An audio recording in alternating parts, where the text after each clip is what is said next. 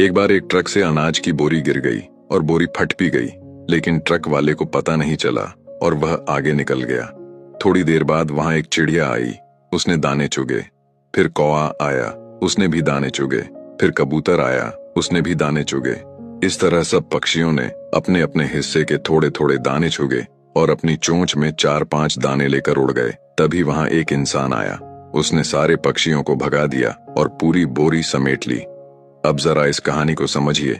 पक्षी जितनी जरूरत थी उतना ही ले जा रहे थे, लेकिन इंसान अपने कल की चिंता कर रहा था। उस कल की जो है भी या नहीं, कोई नहीं जानता। इंसान क्या बटोरना चाहता है ये समझना आसान नहीं।